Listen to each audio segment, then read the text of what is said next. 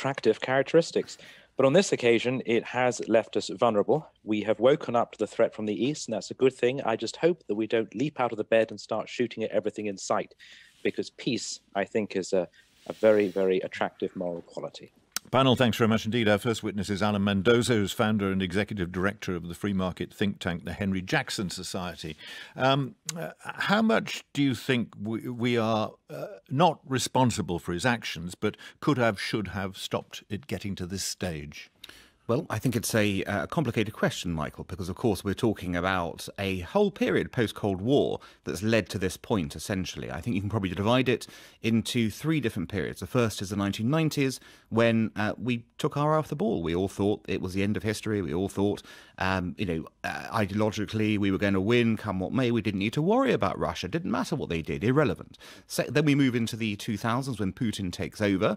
And for some, it was obvious that this was not a good man from day one, but for others, they looked into his eyes and saw, someone they could do business with, and thought, okay, he may do things a bit differently to Yeltsin, say, but we get on with that. And finally, of course, you come to the period post-2008 when it's quite obvious that he is, kind of primarily responsible. So I think, and you ratchet up tension that way. So I think there was a mistake in the 90s. We started to get wise in the 2000s. We didn't get wise quick enough, and that's why we are where we are now. Matthew Taylor? I want to suggest that there are three things that have stopped us fighting against the enemies of our values: nationalism, profit, and political expediency. So if we could take those in turn. So by nationalism, I mean a view that time. But if you take, for example, nationalism, which is really about enthusiasm, solidarity, that's been part of the reason, isn't it? No, I don't think that has been why, for example, Putin has emerged victorious. I think in reality the international community has been fairly united when it deigns to act on this subject. It's just that they haven't acted in the right way at the right time. But if you take, for example, the enthusiasm of the previous Conservative administration for Chinese investment, any suggestion, well, hold on, this is making us dependent on an aggressive, anti-democratic regime, was simply dismissed. Because the argument was, yeah, but, it'll give us investment that we need. It's good for the country.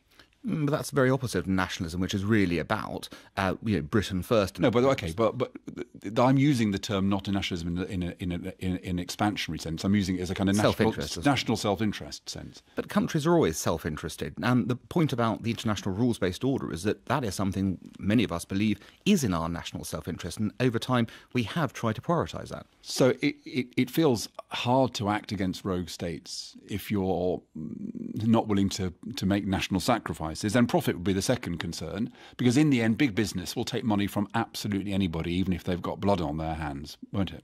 I think on the profit side, there's clearly an argument for saying, let's not go against X and Y because it's bad for trade, it's bad for our businesses in that sense. And obviously governments are looking at employment, they're looking at those issues, and there is, of course, a relevance to that when you're considering these arguments. And then finally, political expediency, because no leader who wants to win an election is going to say to people, I think you should make material sacrifices for the good of our values and international solidarity. And so I suppose the question is, if you give them the strength of this thing, national self-interest, business profit, political expediency, it's not surprising, is it, that in the end we don't look as though we're willing to fight these guys? Well, I think the messaging has been poor on those scores, but at the same time, you've had constant voices saying something different throughout this time. It's never been necessarily the national consensus and X and Y things should happen. There are people who are pushing that argument, people pushing another argument, obviously based on the fact that values do matter, and who you do business with is as important as what you're doing business over. Mona? Coming back to this immediate crisis, we can't stop President Putin from pushing further unless we're really willing to engage in open military warfare. Because if we don't do that, it's just posturing, isn't it? Well, it's not about open military warfare. I think there are many steps you can take short of open military warfare.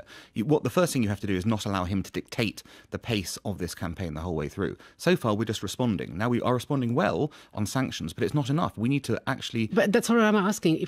Whether we have sanctions or anything else, what's actually going to stop him? Well, what will ultimately stop him is dependent on how long this campaign is, basically. If he gets it over and done with in 2 weeks, that's obviously nothing's going to stop him. If he gets bogged down, however, that creates opportunities for us to intervene in various ways. But that's what I'm asking you. How do we intervene?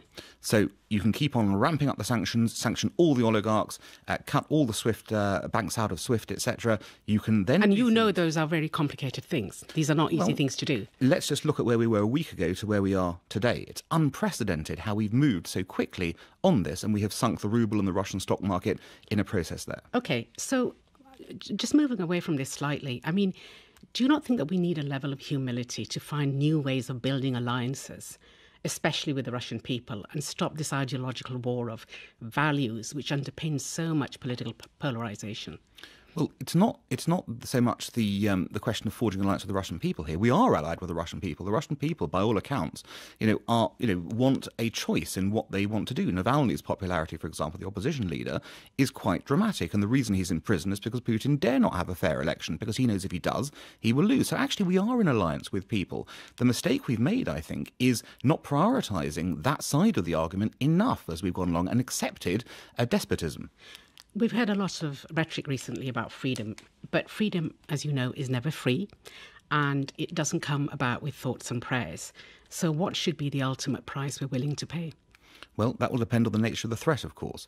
But you said at the beginning that we shouldn't allow Putin to dictate. But if we're just waiting to see what he does next, aren't we just exactly allowing him to do that? But Putin is a threat that we know about, and we know how far he's prepared to go. So from that perspective, we do have to raise the ante. Every now and again, a dictator comes along, and you have to do something unprecedented. We didn't want to act against Hitler in the 1930s. Ultimately, we realised we had no choice but to take the ultimate sacrifice because he wouldn't stop. But Putin isn't a dictator who's just come along. He's been in power for over 20 years. We've known what he's like. We've known through Chechnya, through Estonia, through the annexation of the Crimea. So why did we not see this coming? Well, I think some of us did see this coming. You're talking to one person who did. But you're right. Why did leaders not take this more seriously? And the reality was they didn't think that we would revert to 1930s-style military aggression of this kind. Yes, of course, he did it before in various places, but it was small salami tactics. What they didn't realise was that the salami led to the whole sausage being eaten. OK, Alan Mendoza, thank you very much indeed.